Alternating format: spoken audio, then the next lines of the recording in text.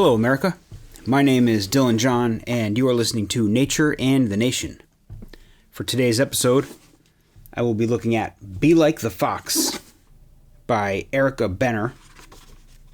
This book published in 2017, so clearly somewhat new, just the year before I started this podcast.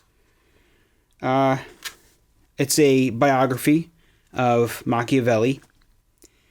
I don't do an awful lot of biographies. I guess I did the one of Teddy Roosevelt. I do some here and there of American political figures to help us understand our history. This obviously not an American political figure. And the author here doesn't talk an awful lot about his politics or the contents of his books. She does a little bit. I don't want to say that she doesn't at all, but it's mostly just a biography. She does point back to some of his ideas periodically, and those are some of the parts that I want to talk about. I'm not going to cover an awful lot in this episode. Mostly I'm going to talk about a period of time when Machiavelli was trying to form a militia for his hometown, a citizens' militia for the city of Florence in Italy.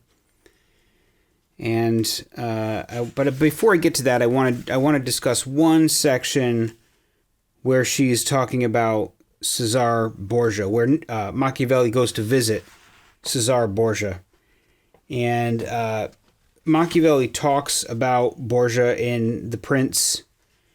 He had met him, spent some time with him. I don't think he was a huge fan of him. And I think we'll see in this section here exactly what some of his criticisms are.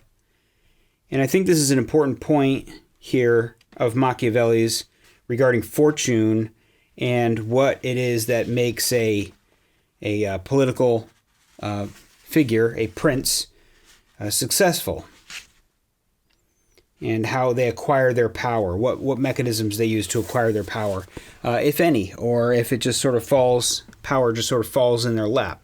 That's really what he's talking about here, because Machiavelli speaks about how fortune, people who acquire their political power through fortune or through circumstances or through other people, don't really have the capacity to hold on to that power that they acquire.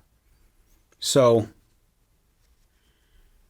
I think that's pretty interesting, and that has some bearing on this later section when he's trying to build the militia. But visiting with Caesar Borgia is a little bit earlier than that, not a tremendous amount earlier, but basically, Machiavelli is a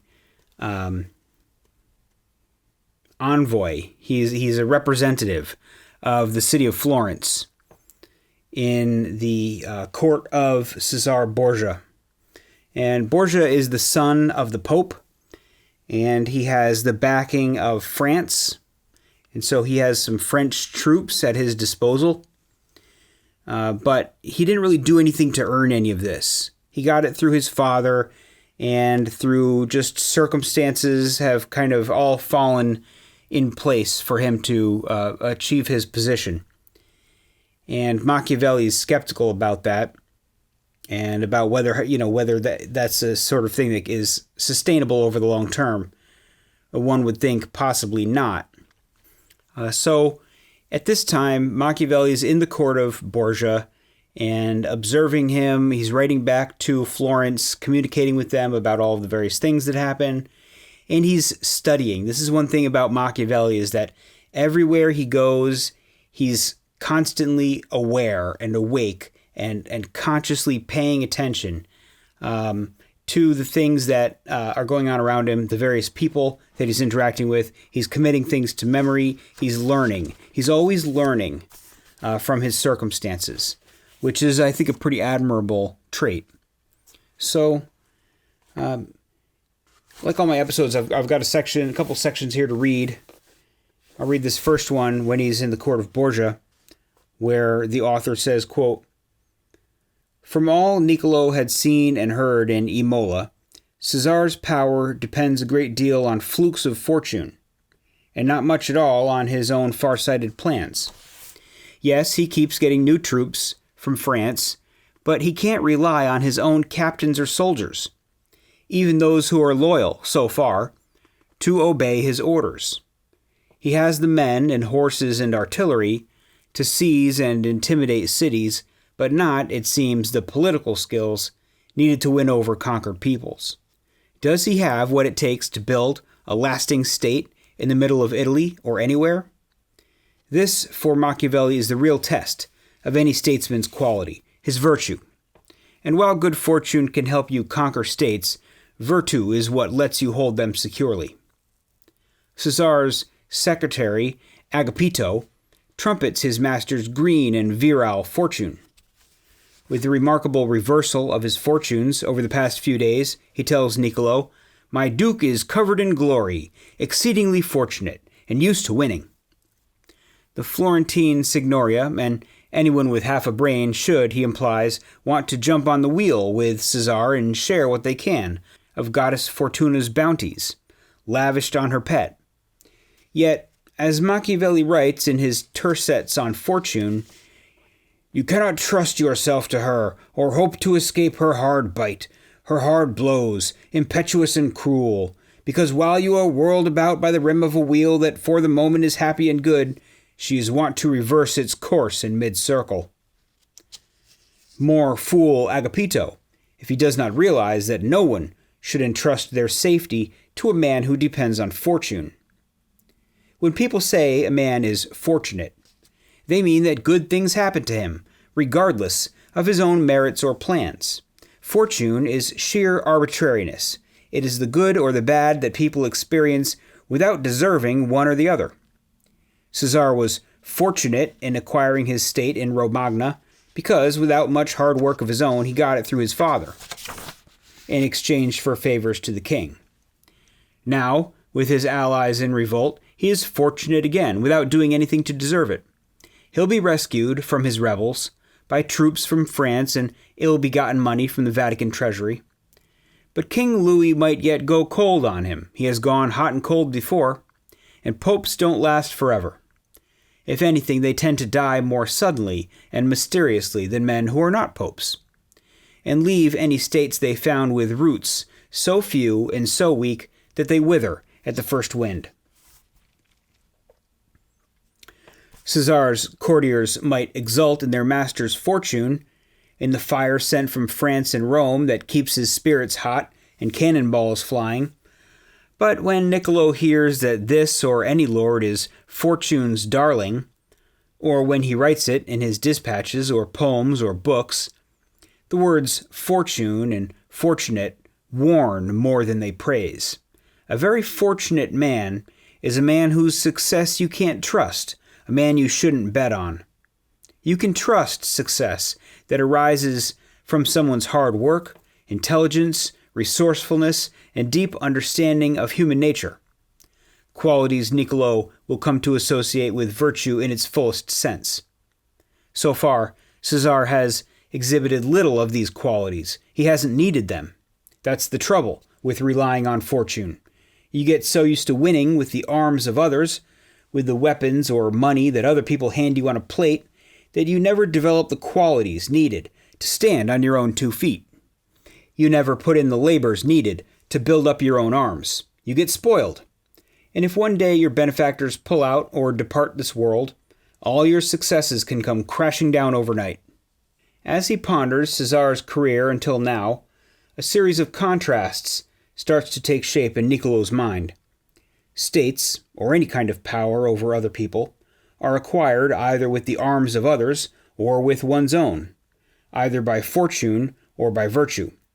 People call virtue those qualities that deserve praise, whether in general or in relation to a specific activity. Spiritedness and physical courage are a large part of a military captain's virtue, but not of a wool merchant. Caesar is undoubtedly spirited and brave in battle, but he will need to nurture other qualities, and soon, if he hopes to keep his state. One essential quality of a true virtuous leader, Niccolo stresses in his Prince, is self-reliance. Virtuous statesmen succeed through their own discipline, foresight, organizational skills, and demonstrated merits. Fortune-dependent people, on the other hand, succeed by means of others' arms and money. And Caesar Borgia, the Prince tells its readers, acquired his state through the fortune of his father, and with the help of foreign arms. Another quality found in excellent leaders is patience. Those who become princes by the paths of virtue come to power with difficulty, but hold it with ease, having worked hard to win supporters by proving that they can be trusted to govern well. Those who become princes solely by fortune have it much easier at first, rising to power with little trouble, but when the time comes to consolidate their newfound power, then all the difficulties arise, since these impetuous high flyers seldom take the time to build up solid foundations for their state. Because of this, princes of fortune tend to be moody, fickle in their policies, even manic, now acting as if nothing could stop them, then losing all confidence at the first failure, as if failure weren't a normal part of life. Virtuous leaders are far steadier, more trustworthy. They refuse to become arrogant with success or dejected with failure, and if their luck changes for better or for worse, they do not vary, but always keep their spirit firm, showing that fortune does not have power over them. It might still be possible for the Pope's fortunate son to develop some of the qualities of a virtuous statesman. If he doesn't, the last act of this tumultuous Borgia drama is easy to foresee, for the fortune-reliant tend to fall as fast and as dramatically as they rise. They are all dizzying heights and disastrous, crushing lows. End quote. So here you see his point, her point, I guess, if we're talking about the author of the book, but it's really Machiavelli's point that he makes in The Prince about fortunate and virtuous leaders and the difference between them, and how fortunate people really can't be trusted because they're not reliable. They haven't proven themselves. That's the whole point, is everything that they've acquired, all of their successes have come through no virtue or as the result of anything particular that these people have done to generate the success that they enjoy.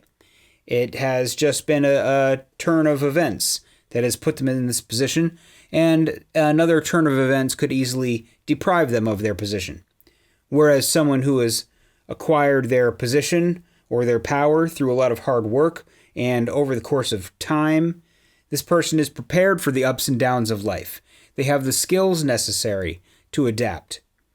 You see people who win the lottery and they're ruined by it because they don't know how to live that life. They haven't worked themselves step by step up to a position of being able to be good with money. It falls into their lap and they don't know how to be good with money. They don't know how to save it. They don't know how to budget, and they spend it, and they can wind up getting deeply in debt, I think, if they overextend themselves, if they buy things on credit, if you buy a huge house and then down the road, suddenly you have these huge electric bills and heating bills and things like that. This is just people who are not prepared for the situations that they find themselves in. And that's a dangerous place to be put somewhere that you didn't acquire on your own merits. You are going to face challenges. It might be that you want to be there. You might want to hit that lotto, or you might want to find yourself the ruler of a small kingdom. But if you haven't worked your way up to that point, you better hope nothing goes wrong, because you're not going to know how to deal with it. And so the point here is self-reliance, not depending on fortune, not depending on the whim of other people, not depending on your father to provide you with resources, not depending on the French to provide you with soldiers, but to have as much self-control, as much control over your circumstances as possible. And part of the idea here is that rather than having foreign soldiers, Borgia would do much better if he had his own truly loyal people.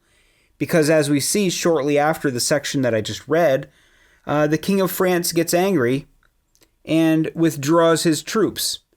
And now, suddenly, Borgia's military faces a setback.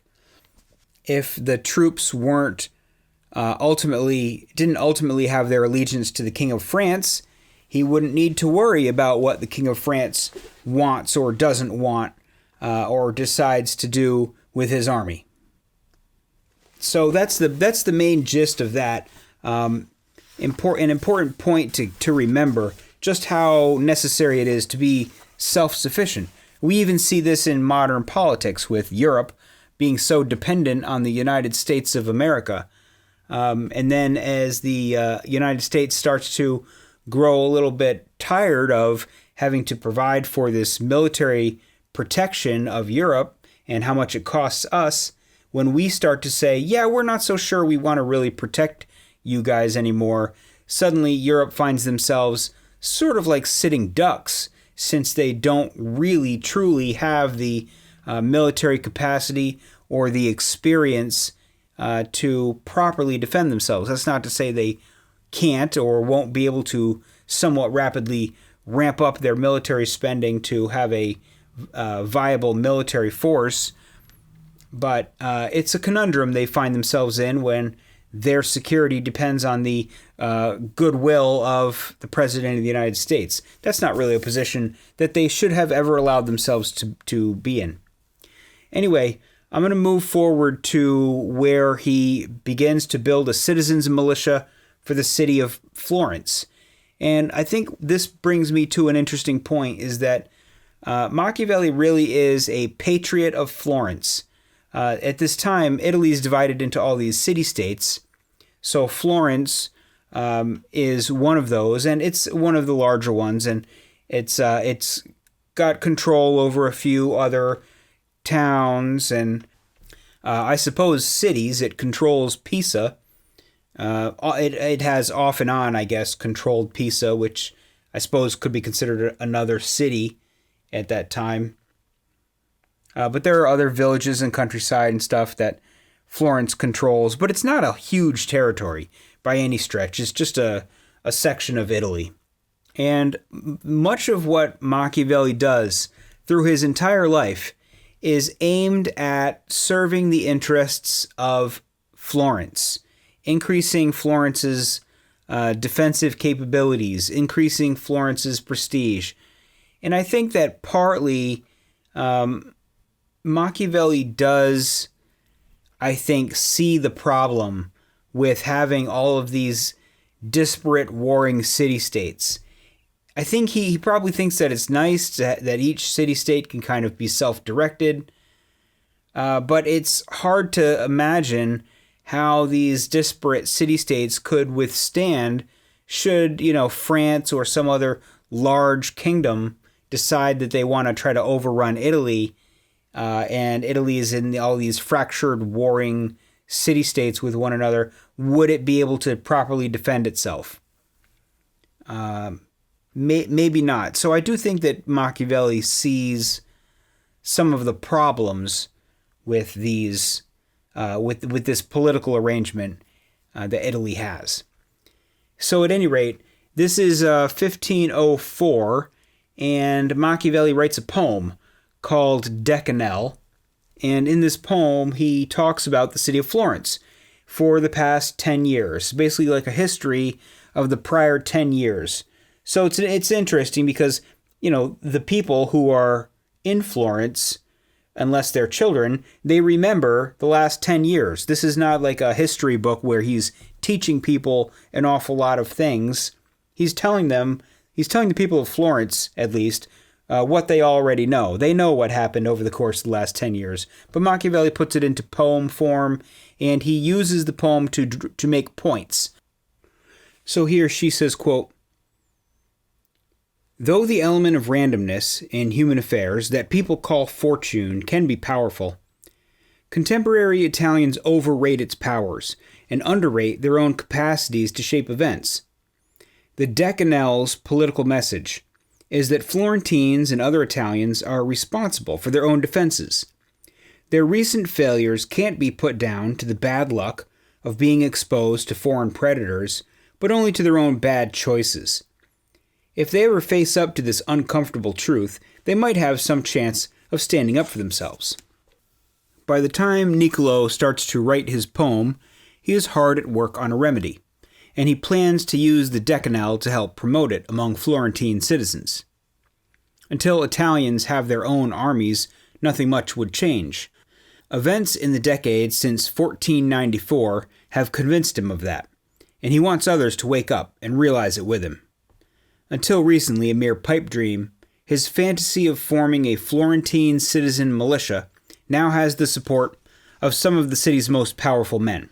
He has often talked of it to Cardinal Francesco Soderini.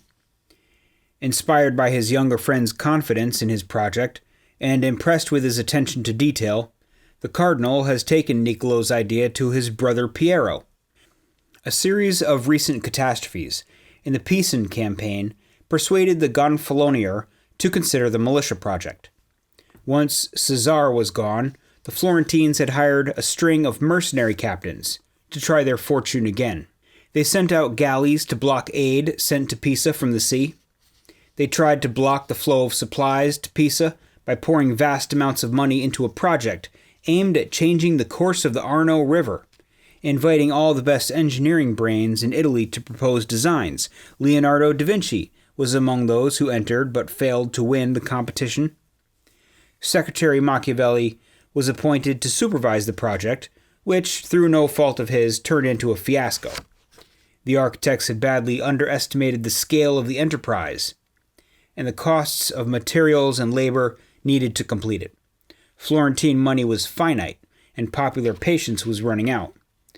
But Pisan virtue, Machiavelli's word of highest praise, which he endows with a wider range of meanings than our virtue, seemed to grow wonderfully with each assault.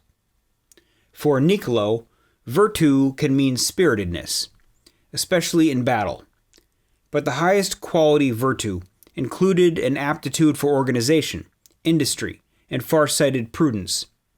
It further includes an unclouded knowledge of one's own limits, the wisdom and self-discipline not to overreach them, and the ingenuity to use whatever opportunities and resources one has, however scarce they might be. Virtue doesn't need good luck, or even much freedom to work wonders. On the contrary, it is most admirable, even most effective when there are obstacles to overcome. Look at Pisa. It has nothing good from fortune. For nearly 10 years, its people have been exiled and impoverished, their city reduced to a barracks. Every Pisan family has known extreme material loss, hunger, and death. Yet the harsher the necessities they faced, the more they'd stood up for their liberty.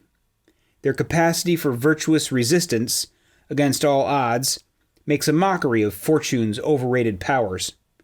And here was the difference between wealthy Florence, with all its dominions, and its former subject city, as Machiavelli describes it in The Prince.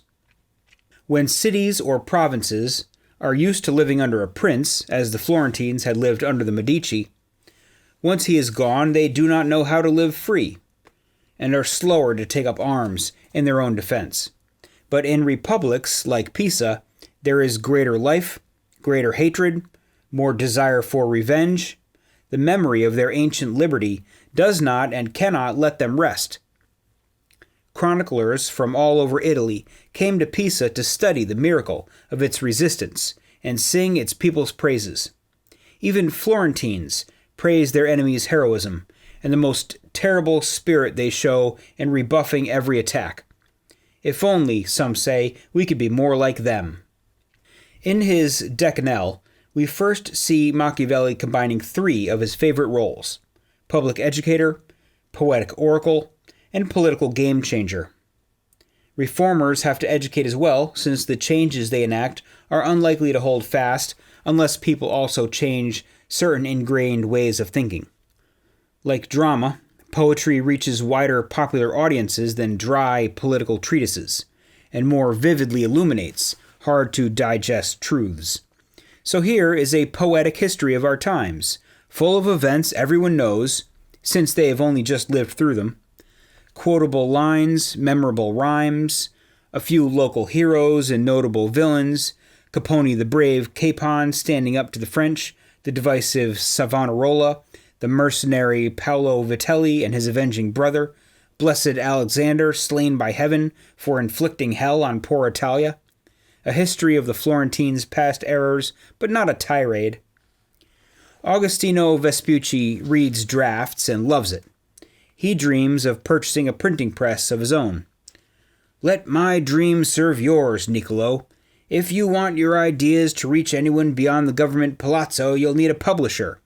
Together we shall arouse hundreds, thousands of somnolent brains, and realize your fantasia of making Roman legions out of Tuscan sheep shearers and Florentine plebeians. But polish it well. Be careful how you put things. You know the nature of men, their deceptions and secrecy, their rivalries and hatreds, how they creep and slink about behind your back. So look out for yourself, Niccolo. End quote. So, couple important points here. Like I said, the basic synopsis, he's writing a poem. Well, he's written a poem, I guess. He's working on the drafts of it. But he wants to use the poem, oddly, to advance his other agenda, which is to create a citizen militia. And he compares the Florentines to the Pisans, the people of Pisa. And apparently that was previously a territory of Florence, but had rebelled against them. And they were used to their freedoms. I don't think they were a territory for very long. They had been conquered by Florence, but they threw off Florentine rule. Florence is trying to regain control over Pisa. And the Pisans are they're resistant. They have thumos. And this is an interesting line. This is taken up from The Prince, essentially. It's paraphrased from The Prince. When cities or provinces are used to living under a prince, as the Florentines had lived under Medici, once he's gone, they don't know how to live free, and they're slower to take up arms in their own defense. But in republics like Pisa, there's greater life, greater hatred, more desire for revenge. The memory of their ancient liberty does not and cannot let them rest. So this is an interesting thing because Machiavelli really does believe that liberty and freedom are important, valuable things. The people from Pisa are willing to fight for their independence, and their willingness to fight is something that's recognized and honored even by other people and even by the Florentines. He says people that have been ruled by a prince don't know what it's like to be free, and they don't know how to fight for it. They're not the memory is not fresh in their minds of what it was like when they were free. But a republic, a place that is accustomed to some sort of self-rule and not just rule by a prince or rule by a king or some sort of monarchy, but something that has some component of democracy in it, is a governmental system that is going to provoke a sense of independence among people, and when they have that sense of independence, they'll be willing to fight to maintain it or to restore it. So here is at one point, and there are many points there's points pointed out in this book, but also in Machiavelli's, in the Prince, but more so, especially in the discourses, where it becomes clear that Machiavelli really does think that the republics have better political systems than the monarchies. A nation or a state or a country ruled by a king has certain downsides to it, just fundamental downsides that have to do with the people and their sense of ownership of the nation, their sense of participation. They're not empowered. People under a monarch don't feel empowered to grasp hold of their freedom and not let go. They don't really know what it is. They don't know how or if it would benefit them to be free. They haven't mustered the inner drive toward freedom, an insatiable drive toward freedom. It doesn't exist in people who are overly accustomed to being ruled and not having a say in their society. Machiavelli is not really a fan, believe it or not, of princes and of places that are run by princes. He's not a fan of the Medicis. The Medicis are sort of the archetypal princes. They ruled for a time, and then Florence was ruled by a great council, and then it was ruled by the Medici again. And the Medici didn't really like Machiavelli, and Machiavelli didn't really like the Medici all that much. There was a kind of bit of bad blood between them, and Machiavelli wanted the Great Council to be restored when the Medici were in power. But at any rate, his attempt to build up the citizen militia occurred while in the interim when the Medici were exiled from Florence and it was ruled by a great council. And Machiavelli wants the people, the citizens, to be the primary fighting force of Florence. Now, oftentimes we just take this for granted. We say, well, of course, any sort of kingdom or nation or state has to have some kind of military capacity of its own. It can't be entirely dependent.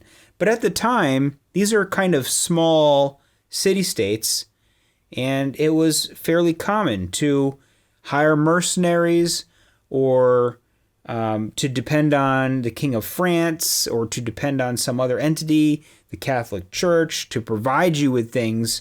And Machiavelli was like, no, this will not do. This fosters weakness in us. This fosters a dependence on fortune. It doesn't foster self-reliance.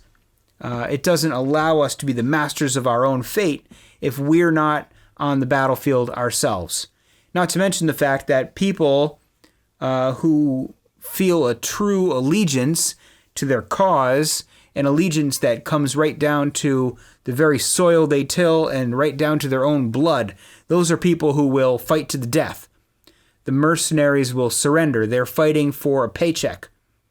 And if losses are too great from, say, the French are providing troops, if the losses are too great, the king might just say, yeah, forget about it. Those guys are coming home. We can't take those kind of losses. They're not in it to win in the same way that domestic warriors are in it to win. So that's kind of what Machiavelli is trying to do. He's trying to foster independence and self-reliance, and he's trying to foster a sense of self-rule and the restore or strengthen the Republic of Florence. So let's keep moving here. She says, quote, in October 1504, the cardinal confers further with Niccolo about the idea of a people's army. He had discussed it with other leading men, and while some expressed enthusiasm, others, including Gonfalonier Soderini, remained cautious. They would need strong arguments to accept such a radical innovation. Niccolo had plenty to hand. Hired troops have no loyalties to the city they're hired to fight for. They care only about their small stipend and saving their necks. And it would not be hard to order things so that neither the Gonfalonier nor any other man could seize tyrannical powers with the help of citizen troops. Divide up the powers that control the militia so that none stand unchecked. Create a new magistracy of the militia to command it at home. Let the 10 of war command it in war, and make the Signoria responsible for paying the soldiers. With a three-way division of authority over the troops, they'd have no clear boss who could lead them into mischief. Yet the politics of the militia campaign prove as ugly as Niccolo's friends had predicted. Having been persuaded to take up the cause, the Gonfalonier soon faces tidal waves of opposition. Men of quality would have to be insane to arm the plebes within their own walls, some patricians say in private. But their apprehensions are more personal than any admit in public. A new division had been growing between those who were for the Gonfalonier and those who opposed him. It quickly overshadowed all the city's other factions.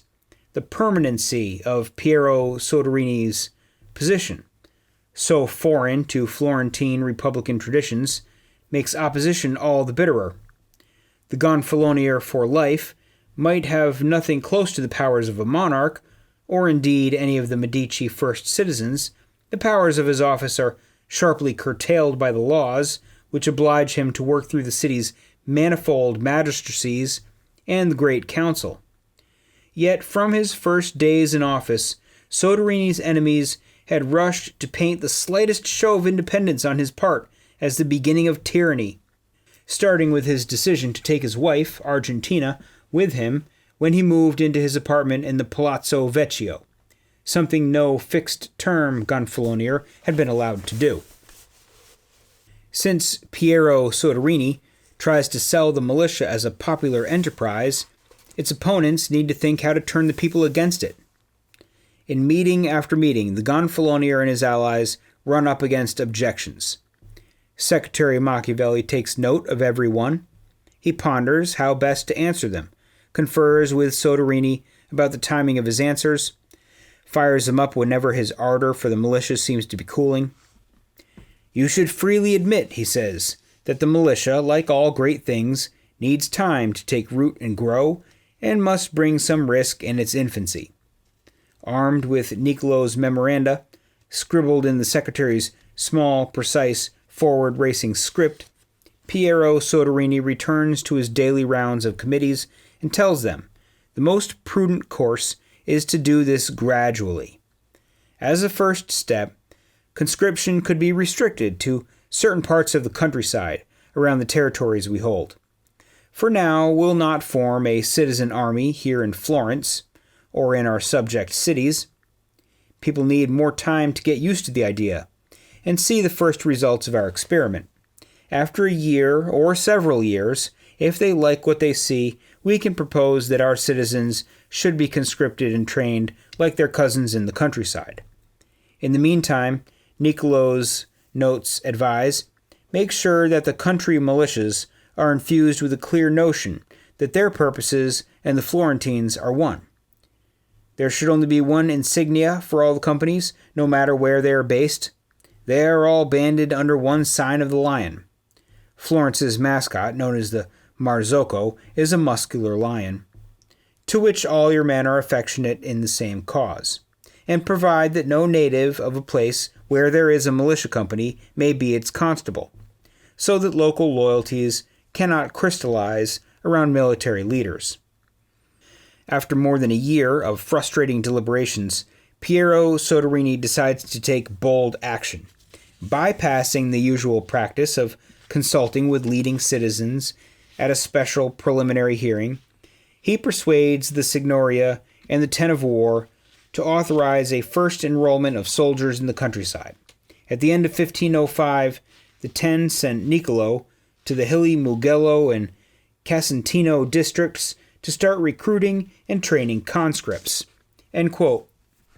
So, I don't think there's an awful lot to comment on here. There's a guy, the Gonfalonier, and it was a temporary position, but it has recently become a permanent, lifelong position. The Florentines sort of swung back and forth between extremes. They had these very short terms of office that the Gonfalonier would hold, which is, I guess, sort of an executive position of some sort. And then they switched it from that to a longer-term position. So they went the other route and made it a Gonfalonier for life. Ultimately, they would dial that back a little bit years later to be like, I think, a couple years or 6 months, or I don't recall what they updated it to, but maybe it was 4 years. I don't know. But at any rate, they dialed it back a little bit because Gonfalonier for life was just a little too much. And they're constantly on the lookout for tyranny. And it's odd. Sometimes the things in this book and the way these guys live and the things they do echo the things that we have to deal with now, 500 years later. Even showing the slightest initiative or independence or decisive capability, the Gonfaloniers' opponents in the Great Council would raise an alarm about the impending authoritarian tyranny of the Gonfalonier. Everything is always built around opposition to this potential tyranny. They're paranoid, afraid of tyranny here, as if that's the only potential threat that a city-state could possibly face. But they push at it.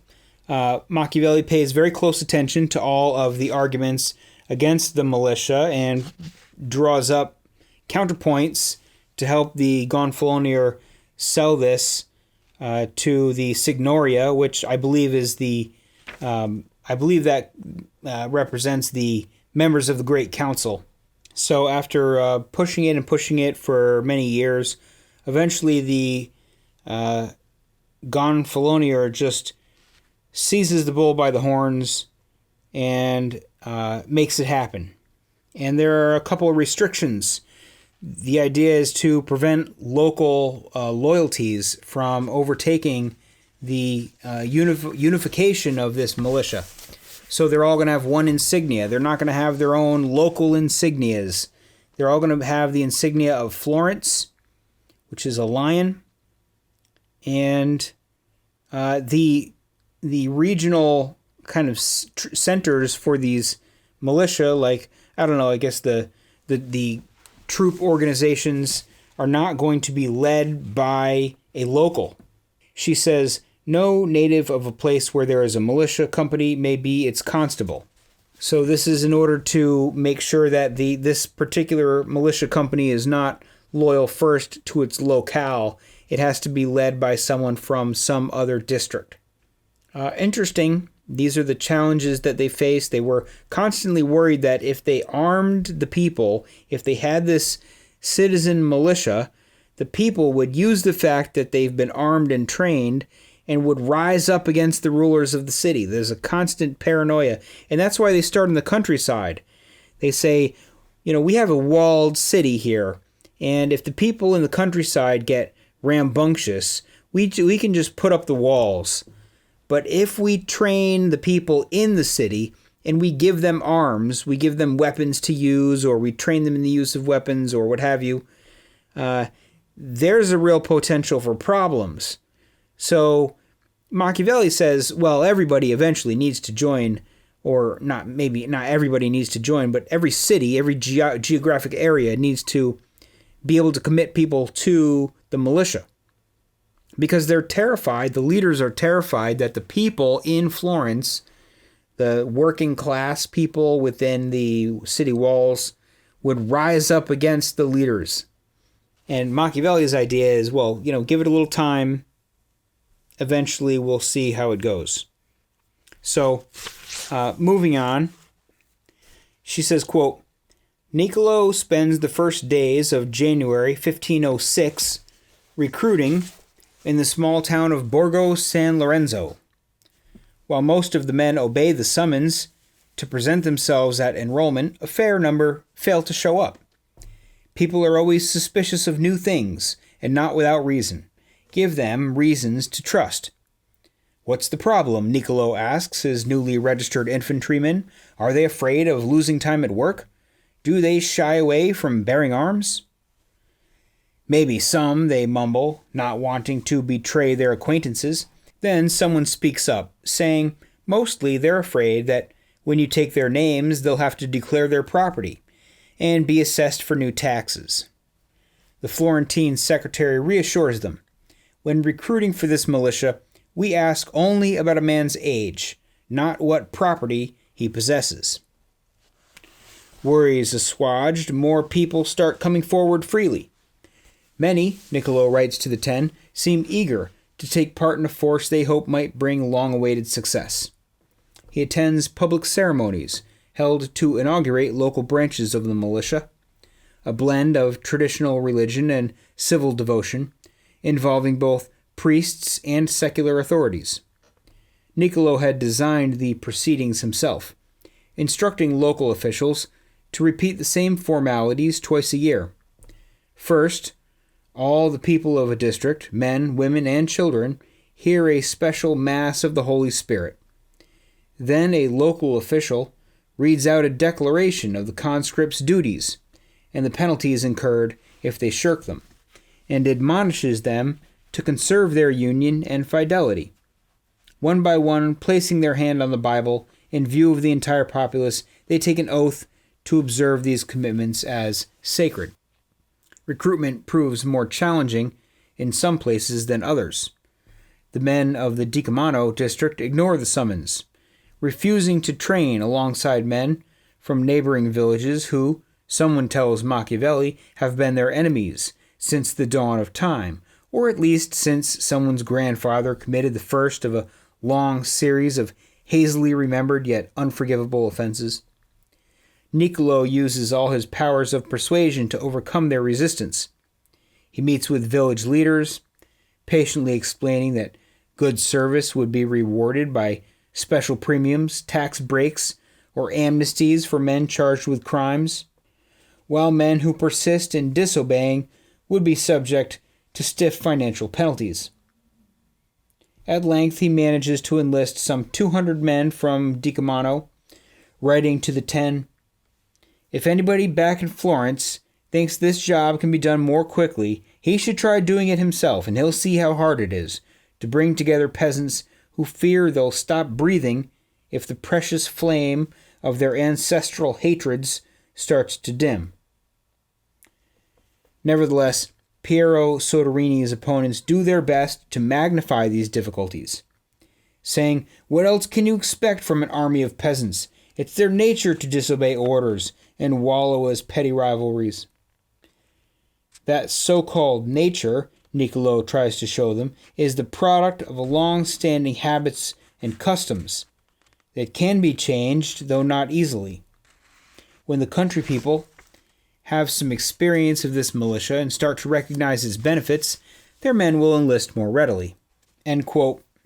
So, here we basically just have Machiavelli kind of riding around the countryside, going to various towns and recruiting and putting together rituals that combine civil components with religious components. And I wonder to what extent some of this stuff is modeled on ancient Rome. I don't know to what extent Machiavelli was studying ancient Rome at the time, but probably he was doing so.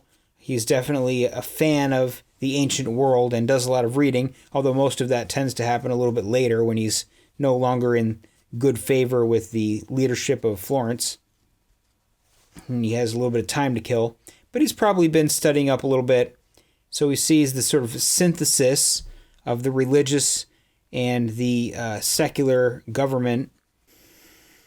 And Machiavelli recognizes that the various villages, the various families have their Hatfield and McCoy kind of rivalries, their ancient ancestral hatreds, he calls them. And this prevents them from operating as a cohesive unit. They're too focused on their rivalries and not focused enough on their commonalities, which would enable them to join and create and join this citizen militia. They don't want to march side by side with their enemies. So there's a sort of pettiness and provincialism that Machiavelli is actually running up against as he tries to build this. He's trying to kind of instill a sort of equality and uniformity and cooperation in this militia, and having to contend with these particular details of each town and each family's willingness to participate and tendency to view their fellow militia members as rivals or as enemies is counterproductive to the greater cause of this larger citizens' army. So jumping back in here, she says, quote, "Our real problem," Soderini tells him, "doesn't lie in the countryside. You might assemble the most spectacular peasant militia the world has ever seen, yet certain great citizens will still mistrust our urban populace to bear arms. Show them," says Niccolo, "that it would be both myopic and disastrous for them to give up on the people. It's no surprise that they seem untrustworthy now, since our so-called great men treat them with such mistrust and contempt. If they give the people good reasons to serve Florence loyally, they might come to deserve that good faith. Give men secure work that allows them to feed their families and win public respect in employments that are the nerve and life of the city, and they'll become its stoutest defenders. The more power and dignity you grant them, the better they'll defend your common safety and freedom. Our skeptics should consult the histories. They'd see that cities have been stronger when the rich weren't afraid to give the poorer men equal political rights, including equal chances to stand for high office. In Rome, before its virtue was turned into arrogance under the emperors, a reform was made so that worthy men from among the plebes could hold leading positions together with the patricians.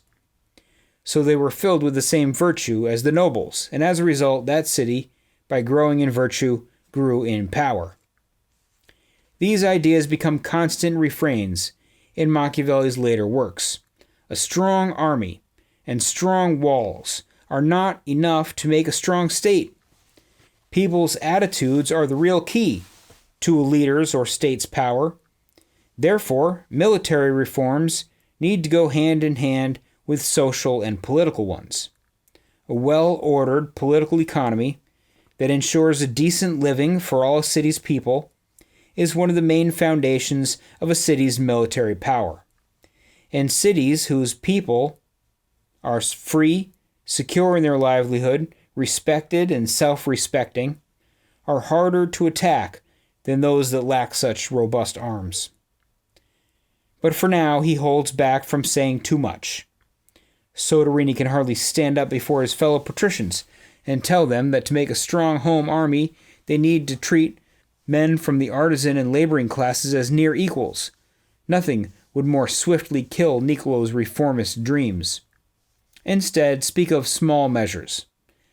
Say, these popular men might earn your trust if you ensure that they're paid well and promptly, and make this new militia a model of justice, a justice sorely lacking in our city at present, a haven where every man can expect the same rewards or penalties, whether he is rich or poor, patrician or plebeian. For the foundations of any state are arms and justice.